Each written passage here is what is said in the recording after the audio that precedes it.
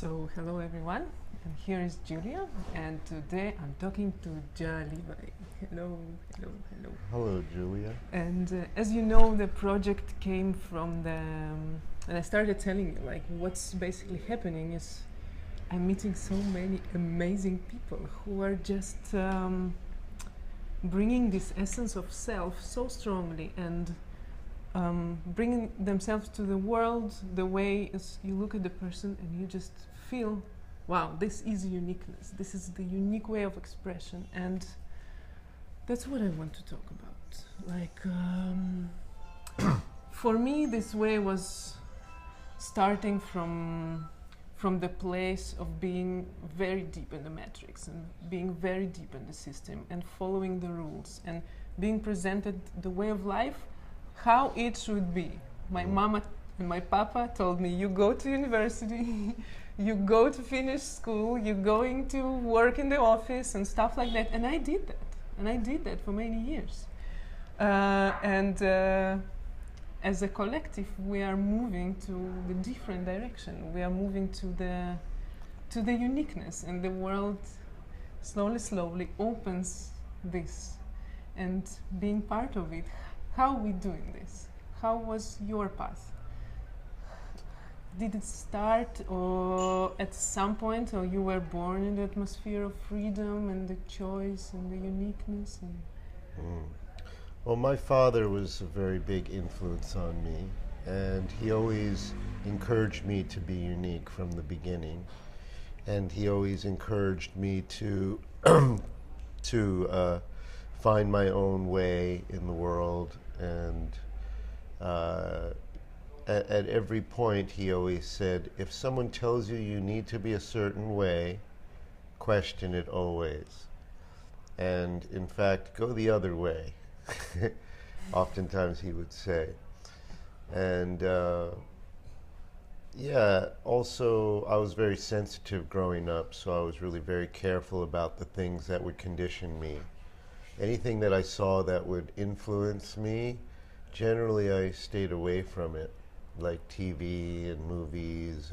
And did you know to see this from early age? Yeah, I was very sensitive to it.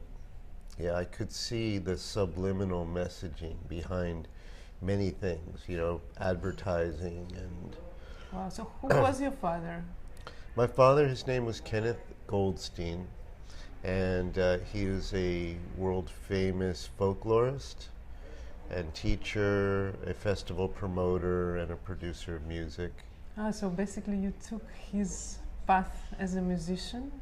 Well, he wasn't a musician so much. He was more like an archivist, folklorist, so it was more on the academic level. Mm-hmm.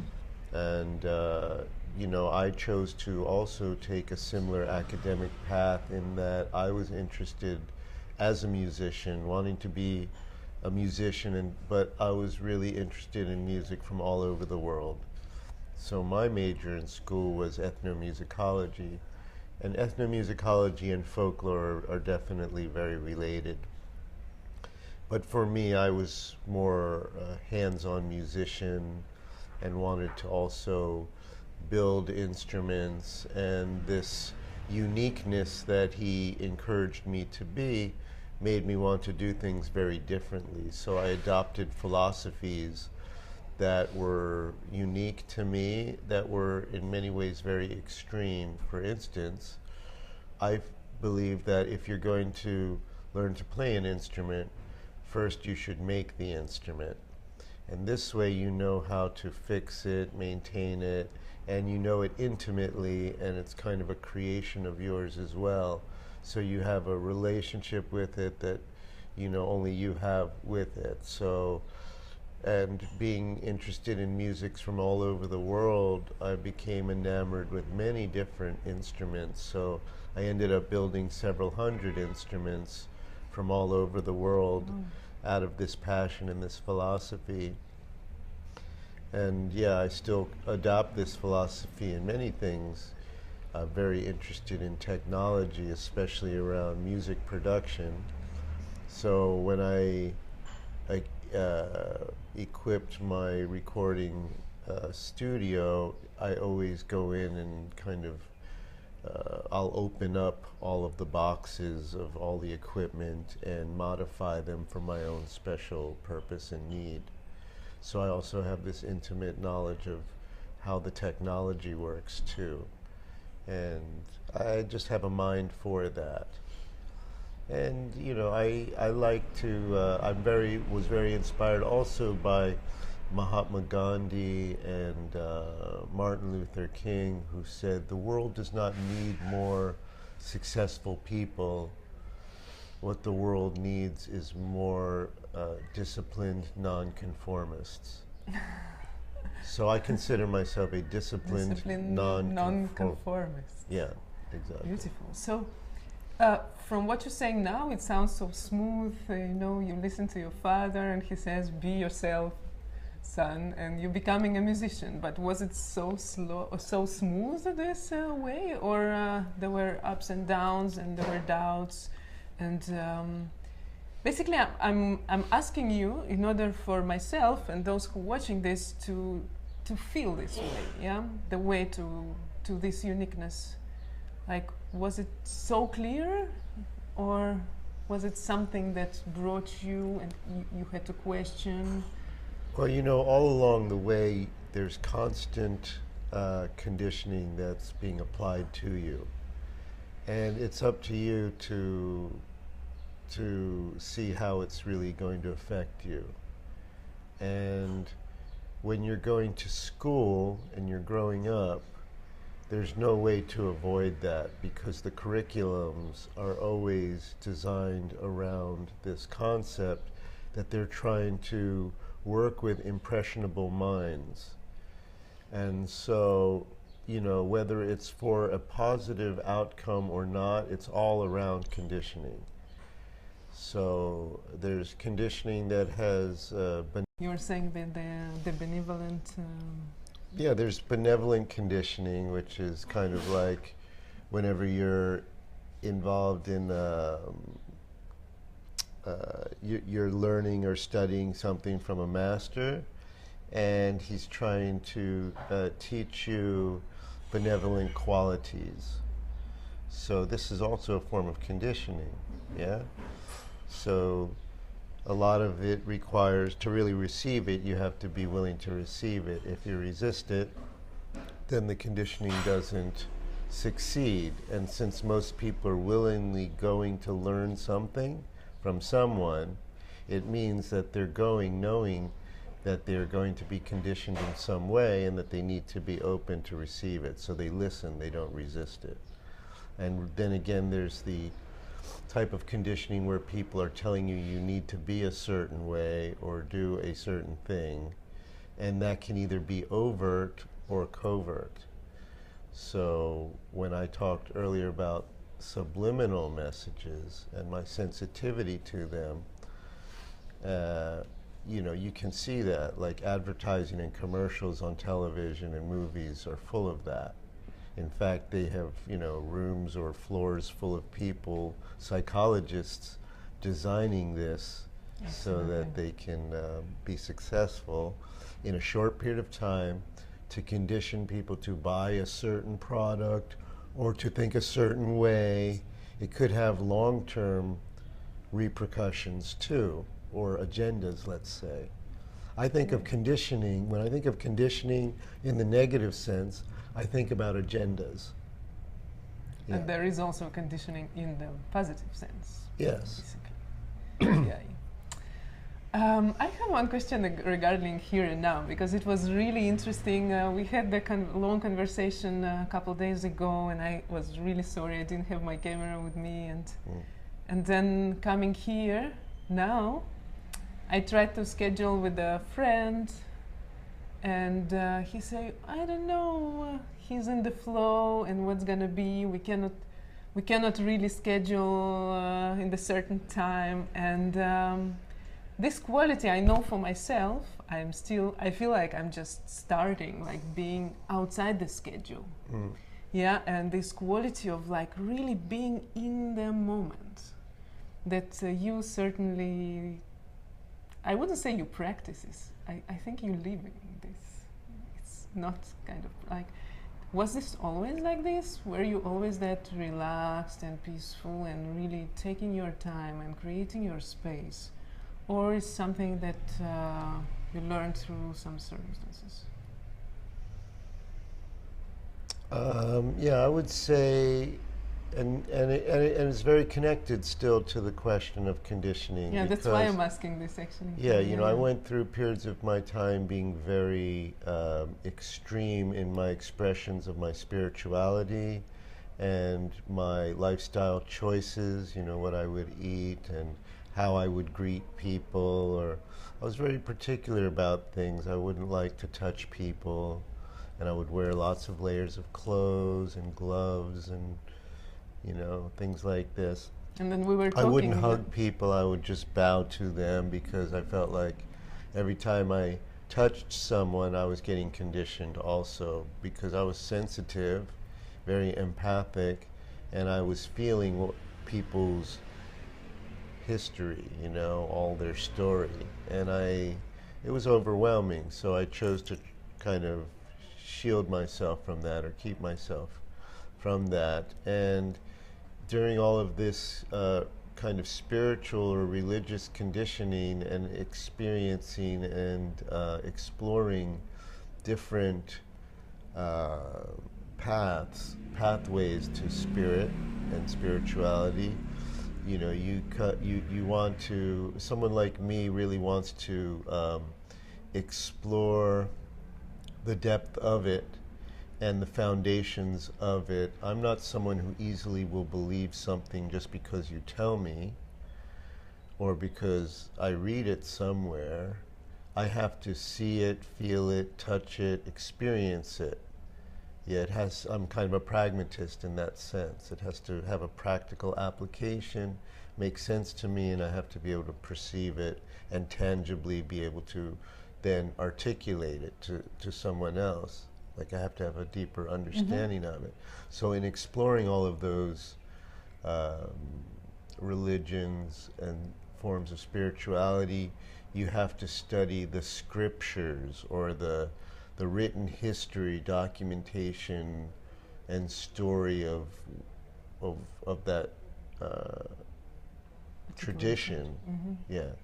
And so in doing that, I realized at some point that I kept reading something that had already been written long ago, and it was taking so much energy to understand it that it was keeping me from being present in the moment.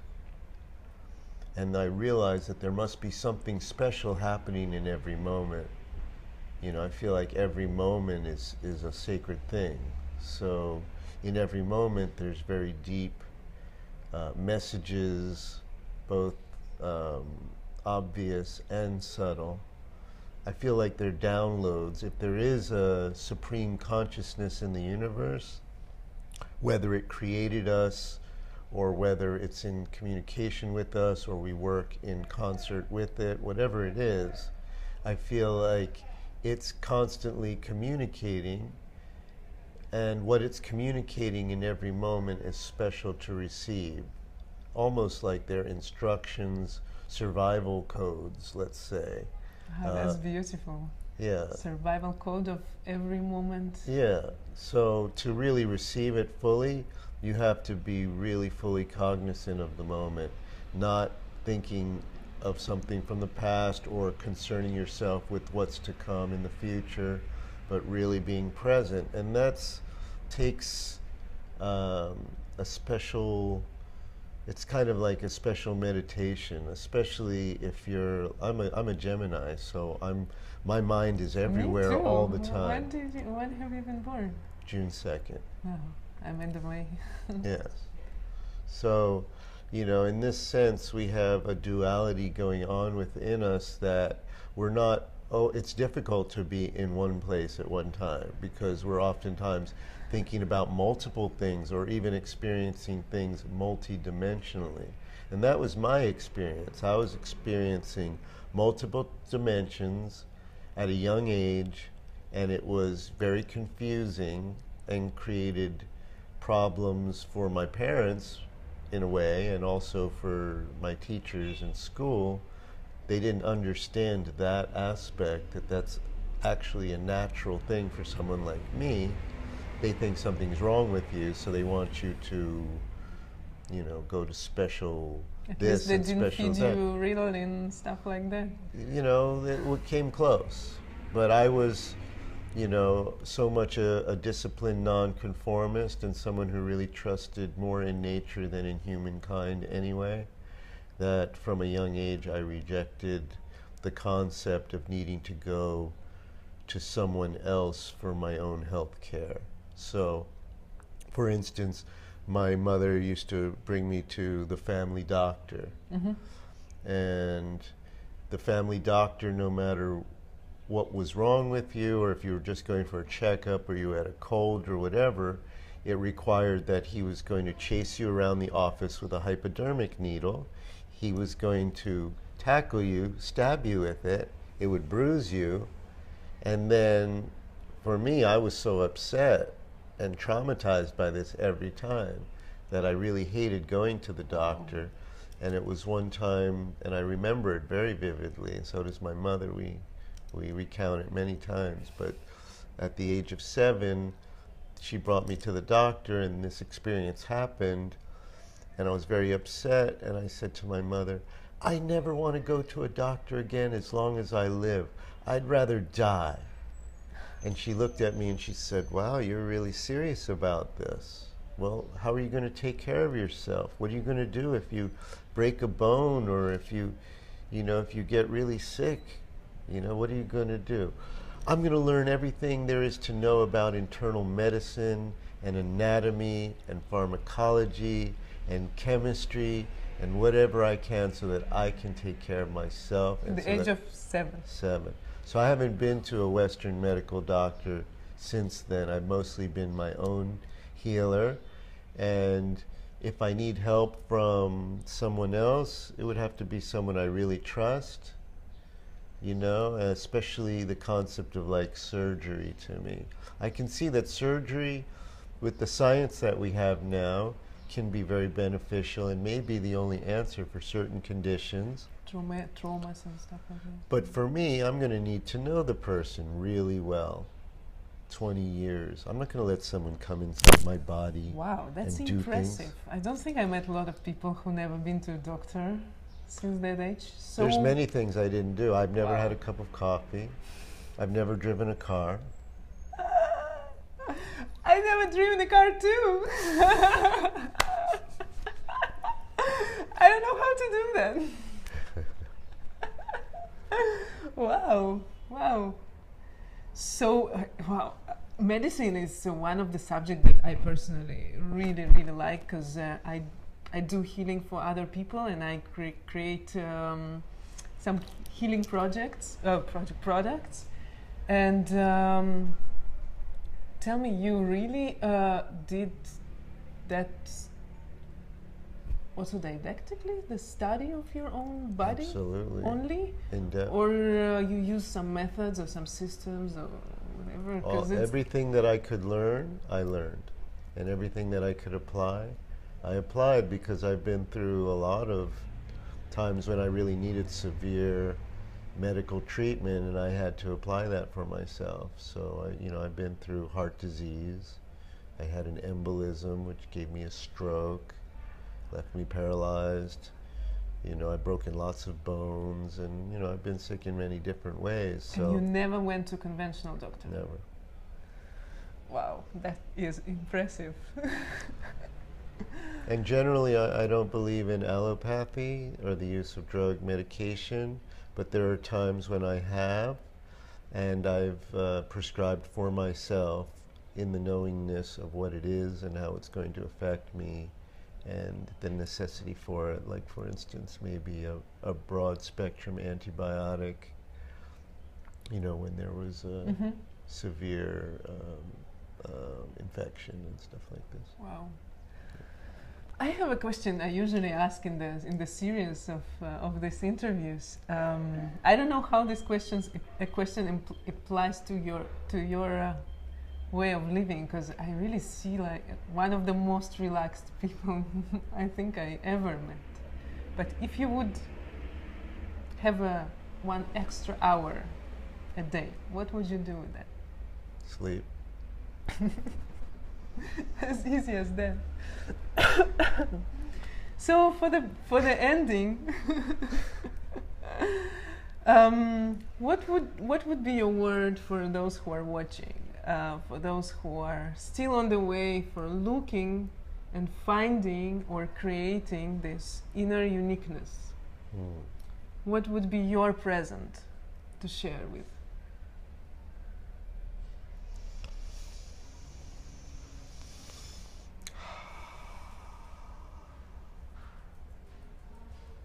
Breathe deep. Everything will be all right. Thank you.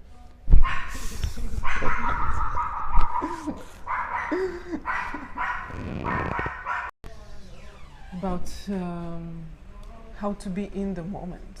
I guess all of us are struggling with this, with this question. Yeah. Well, I would say the very first thing, just like we learn in many forms of meditation or concentration or study, first to sit up straight, put your hands on your legs, and close your eyes and just breathe in deeply for a moment.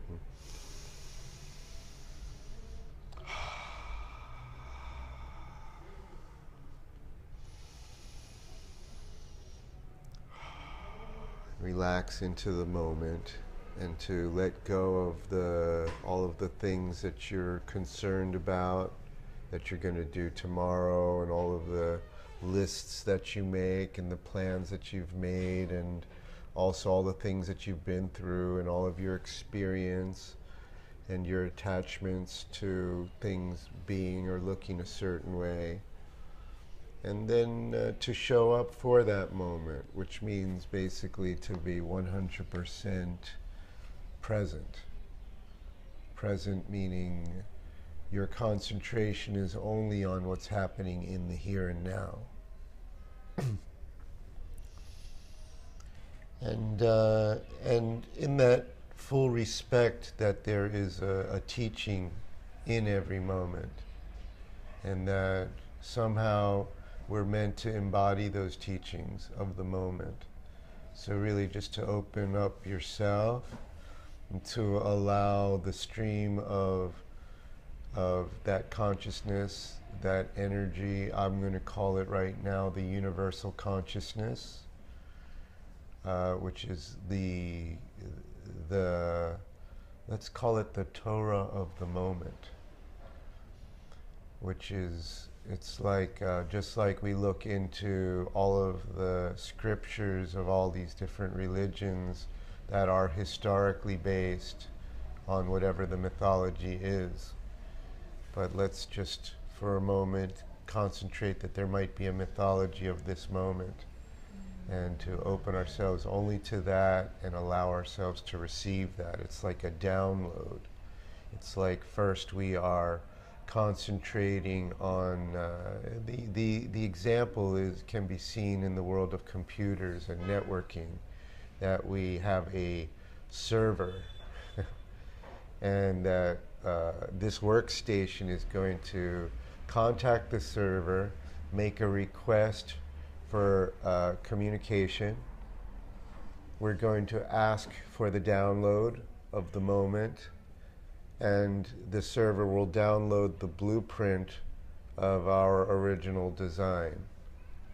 And in that original design, we can be present in that moment and actually receive that download.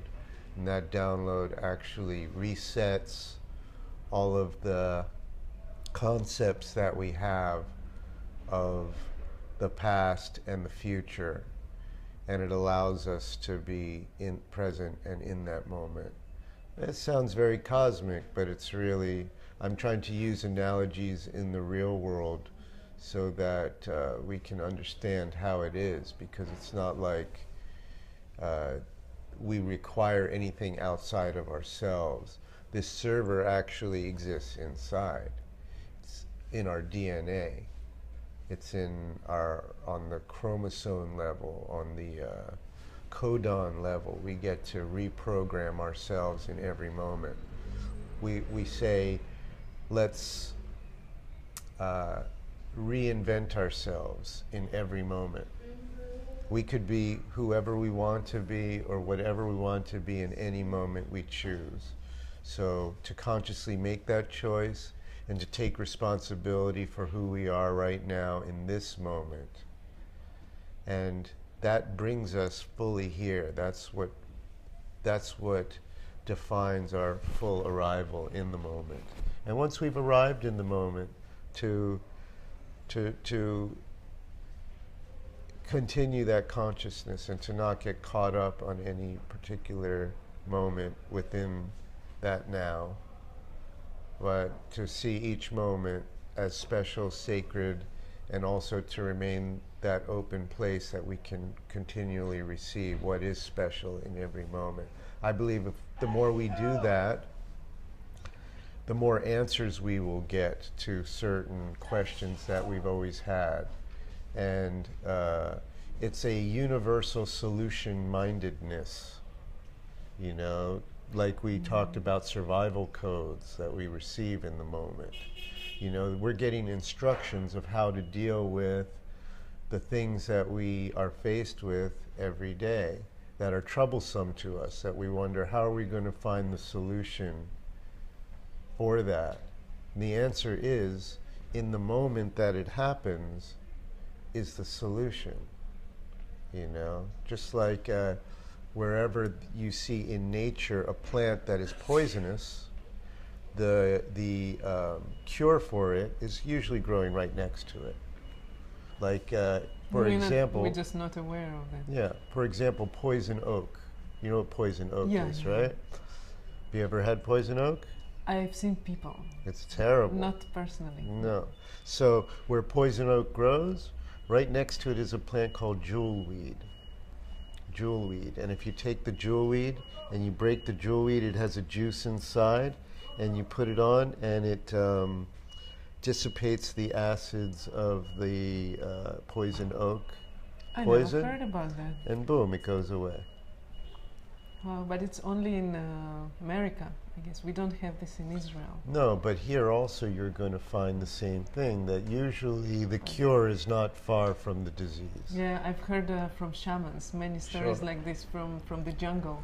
Or as you know, in where you're from, and in Siberia, some of the shamanism that they practice there, the concept of we are our own perfect medicine. So they have different practices. They practice in India and different places of the world, and also in Siberia and many different places where the indigenous peoples would drink their urine. And there was a science around this, how to do it, and what part of the urine, and when, what time of day. And within that, it resets the body. I mean, we could go deeply into how that really works, but just to say that we are producing everything that we need pretty much, with the exception of water and minerals. Everything else we create, even vitamins we create in our body. And when we have an absolutely pure body, the urine is the water. That's right. That's right. Not that many pure bodies walking on this planet, but I personally have that experience when I was on prana. I wouldn't say I was on prana, but let's say I didn't eat for like 3-4 months. On the 5th month, my urine was absolutely identical to the water. Sure. Yeah. A lot of it depends on how much water you're drinking, how hydrated you are. Like if you look at your urine and it's colored, that means you're dehydrated. It doesn't necessarily mean that you're toxic. Yeah. It means that you're dehydrated. And if when you get up to the proper level of hydration, your urine will become clear. But another thing about it is in that observation, because to drink you must taste. You can't drink without tasting. So when you find the perfect diet, your urine does not have a taste.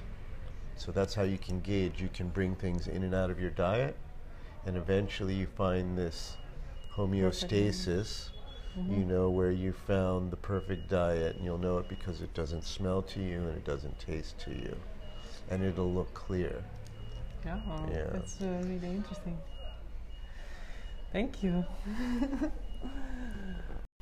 Because right now as you know, I'm going in really deep into the study of human design, and it really changed my life. Yeah, this maybe simple, banal words that people use a lot. I don't use that a lot.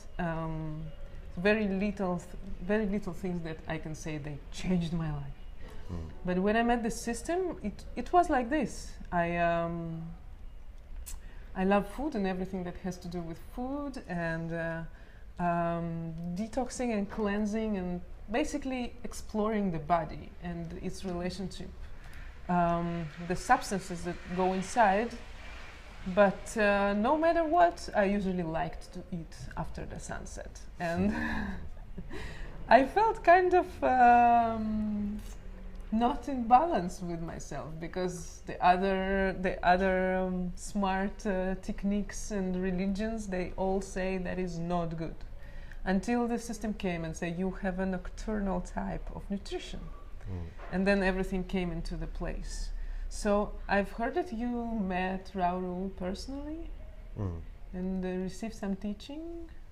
I wouldn't say receive some teachings from him directly, but I lived with someone who did, and she was constantly studying and listening to his recordings, and we had all of the books and all of the resources. And I'm not someone who studies a system just to study a system, or to have something that I can do people's charts, or I don't really do that so much, you know. For me, like I said before, I'm a pragmatist.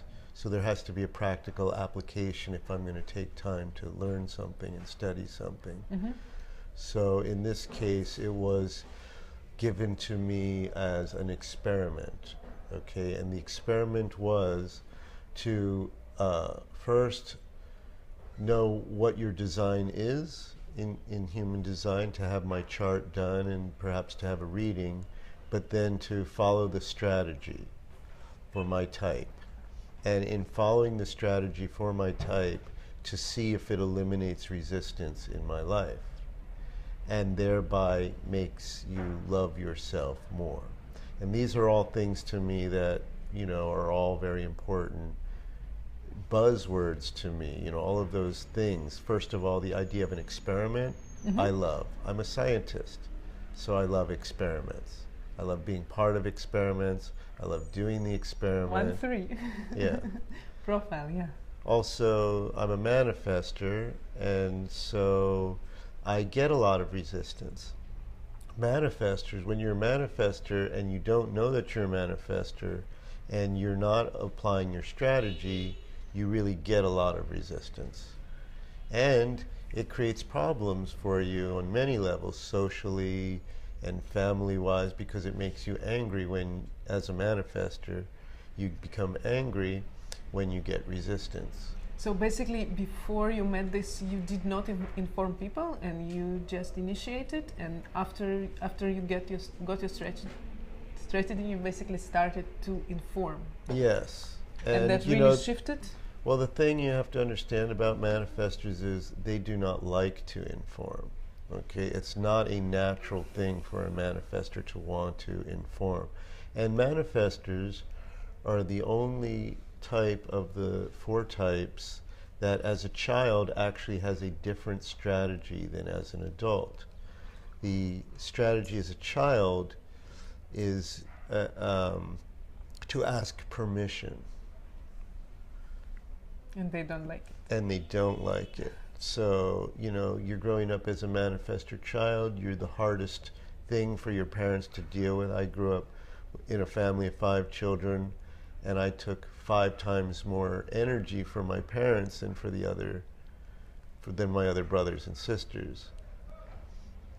Or at least I thought so, because now I've just come to learn this year that my brother is also a 1-3 manifestor, and I never realized that. And now I look at him and our life, because we grew up in the same room together, very differently. But anyway, this concept of having to ask permission, and you have to really teach your manifestor child to do that, and the importance of doing that, and to say that if you ask permission, I'm going to say yes and it will be okay. But if you don't and you do it, you know, and so this is a hard thing to kind of raise a child with, and my parents didn't understand that. So it's not a natural thing, but it's, so as an adult now, you're supposed to inform as a manifestor, and we don't like to do that either. We like to do what we want to do, not have to tell anyone or answer to anyone, and just do it. So you are implying this, and is there anything else that you really took from the system for yourself? Well, I mean, so many things. I mean, I'm kind of leading into it because it's not such a simple thing. Wow, so it's really integrated into... Well, it's about, like I said, it's about doing the experiment. So the experiment is inform. Apply your strategy, inform. See if it eliminates resistance. See if things go more smoothly for you. So, and how do you do that? You know, what does that look like to inform someone? Does it mean that every time, you know, every burp and fart you tell people, you know? So you have to discern what information people really need from you. There's always, you know, you've heard the term, oh, that's more information than necessary. Yeah, people say that all the time, more info than needed. So you're looking for a golden mine between sharing information and finding the dose. It's not just about being a manifestor. For me, I'm an emotional manifestor. So if you ask me how I feel, it's not something I can answer in one sentence. You have to go through. I have to go through the whole thing, and somewhere along the line, you're usually going to lose whoever you're talking to. They're going to be like, you know, I get it. And meanwhile, you're going to feel like, but you don't really get it because you asked the question. I'm giving you the answer, and the answer is deeper than you realized because, you know, I'm emotional, so I'm going through a whole wave of feelings, and I have to describe them so that you really get it, because if I give you half of the answer, then I'm not going to feel like you got it. Yeah. And that's the same for a manifestor. That's the same as getting resistance. It's going to make you angry. So it's tricky. Oh, yeah. It's a tricky thing.